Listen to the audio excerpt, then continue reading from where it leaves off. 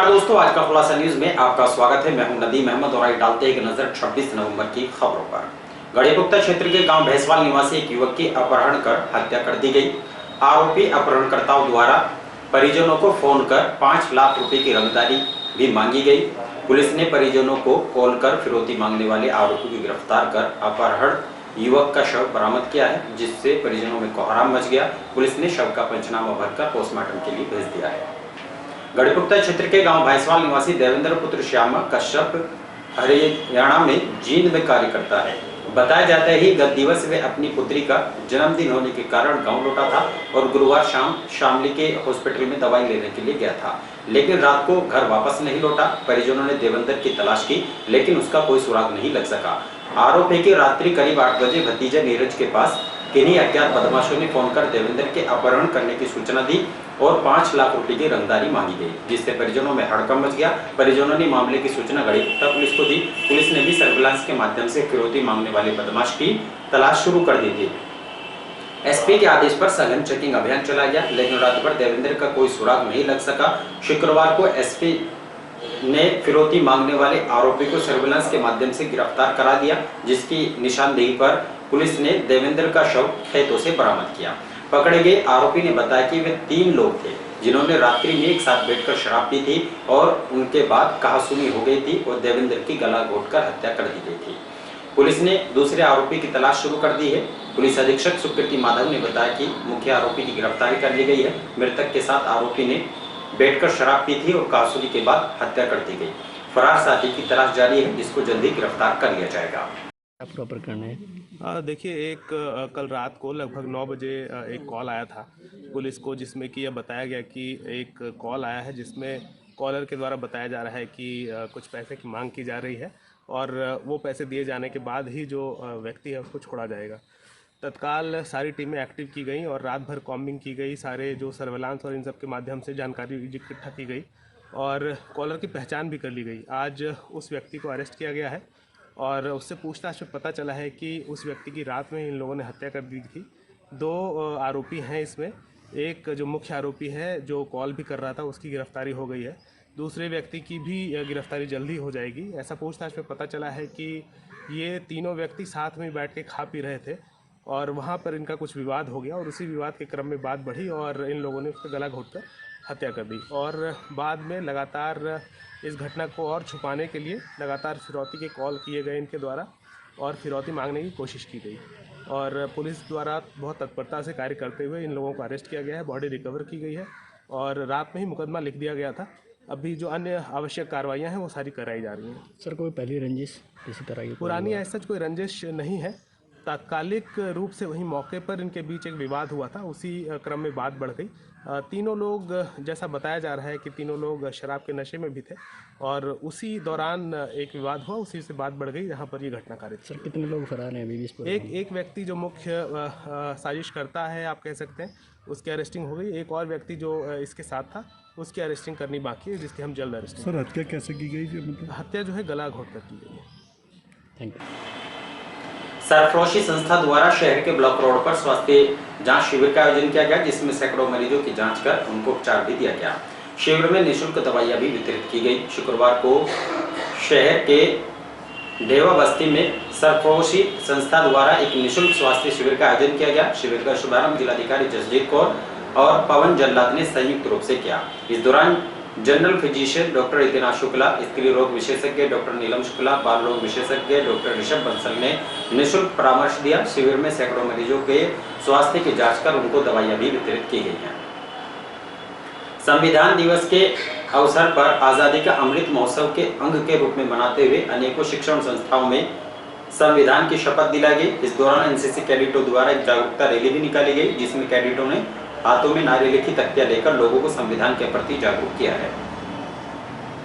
शुक्रवार को संविधान दिवस को आजादी के अमृत महोत्सव के अंग के रूप में मनाते हुए अनेकों शिक्षण संस्थाओं में संविधान की शपथ दिलाई गई।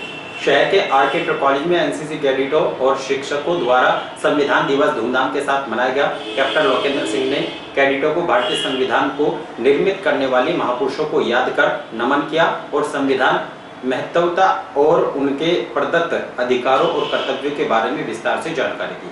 शहर के वीवीपीजी कॉलेज में संविधान दिवस मनाया गया। प्राचार्य डॉक्टर सुधीर कुमार द्वारा बताया गया कि संविधान 26 जनवरी 1950 को लागू हुआ था। संवैधानिक मूल्यों के प्रति नागरिकों में सम्मान की भावना को बढ़ावा देने के लिए मनाया जाता है। वर्ष 2015 से 26 नवंबर को डॉक्टर भीमराव अंबेडकर के 125वें जयंती वर्ष के उपलक्ष्य में सामाजिक न्याय और अधिकारिता मंत्रालय ने इस दिवस को संविधान दिवस के रूप में मनाने का निर्णय लिया था। शहर के विवेटर कॉलेज में संविधान दिवस के मौके पर एक जागरूकता रैली निकाली गई, जिसका शुभारंभ डीआईओएस सरदार सिंह, कैप्टन कैपी सिंह, प्रधानाचार्य एसकेआरई, कैप्टन रजनीश कुमार और मनोज शर्मा ने संयुक्त रूप से किया। रैली में कैडेटों ने हाथों में नारे लिखी तख्तियां लेकर लोगों को संविधान के प्रति जागरूक किया। शहर के रॉकगॉर्ड एकेडमी में भी संविधान दिवस मनाया गया। प्रार्थना सभा में बच्चों ने संविधान की प्रस्तावना को पढ़ा। प्रधानाचार्य ने संविधान की प्रस्तावना, मौलिक अधिकार, मौलिक कर्तव्य और संविधान के महत्व पर प्रकाश डाला। संविधान दिवस पर सीओ सिटी श्रेष्ठ ठाकुर द्वारा शहर में पैदल मार्च निकाला गया। इस दौरान उन्होंने लोगों से देश में संविधान में विश्वास रखने और पुलिस प्रशासन का सहयोग देने की अपील की। शुक्रवार को सीओ सिटी श्रेष्ठ ठाकुर ने कोतवाली प्रभारी यशपाल सिंह, महिला थाना प्रभारी रेणु सक्सेना को साथ लेकर शहर में पैदल मार्च निकाला। मार्च शहर कोतवाली से प्रारंभ होकर Hanuman road, winter college road, फवारा चौक, कबाड़ी बाजार, बड़ा बाजार, नया बाजार, गांधी चौक व सुभाष चौक को होकर संपन्न हुआ। सीओ ने शहरवासियों से देश के संविधान में विश्वास रखने और पुलिस प्रशासन का सहयोग देने की अपील की है। विद्युत संविदा कर्मचारी संघ के पदाधिकारियों ने अपनी 5 सूत्रीय मांगों को लेकर दूसरे दिन भी कार्य बहिष्कार कर अधीक्षण अभियंता कार्यालय पर धरना प्रदर्शन किया। शुक्रवार को विद्युत संविदा कर्मचारी संघ के पदाधिकारियों ने जिलाध्यक्ष रविंद्र कुमार के नेतृत्व में अपनी 5 सूत्रीय मांगों को लेकर दूसरे दिन भी कार्य बहिष्कार कर धरना प्रदर्शन किया। इस दौरान उन्होंने कहा कि शामली में आउटसोर्सिंग कर्मचारियों के साथ अनेक प्रकार से शोषण किया जा रहा है, जिससे दुर्घटना क्लेम न देना, समय से वेतन न देना, सुरक्षा उपकरण उपलब्ध न कराना, आईडी कार्ड उपलब्ध न कराना, बिना किसी ऑब्जेक्शन के कर्मचारी को बिजली घर से हटा देना व पोर्टल पर दर्शाए गए वेतन को अनुरूप भी वेतन न देना आदि तरह से शोषण किया जा रहा है, जिसको लेकर कर्मचारियों में रोष व्याप्त है।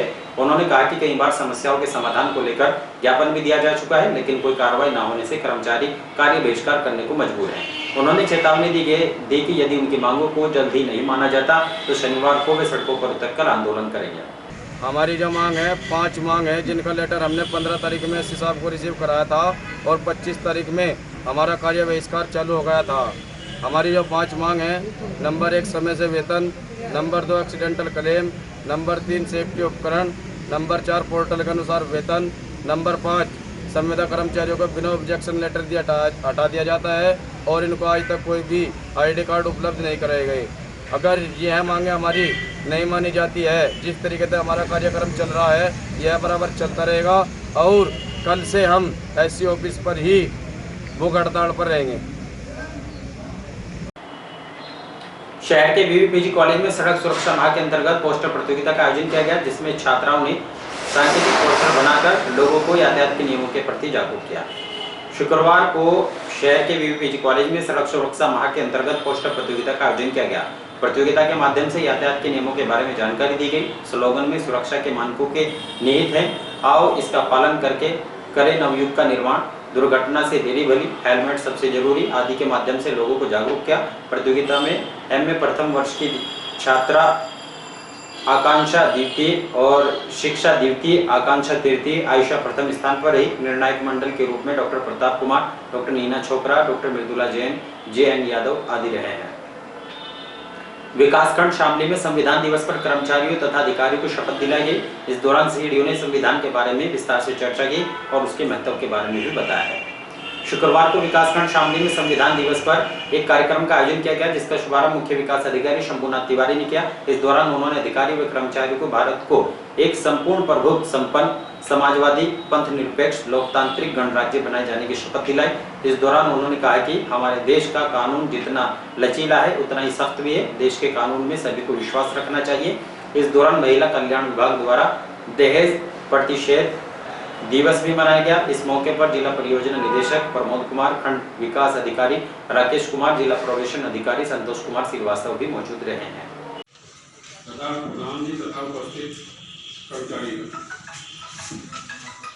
आज जो है संविधान दिवस के रूप में पूरा देश मना रहा है।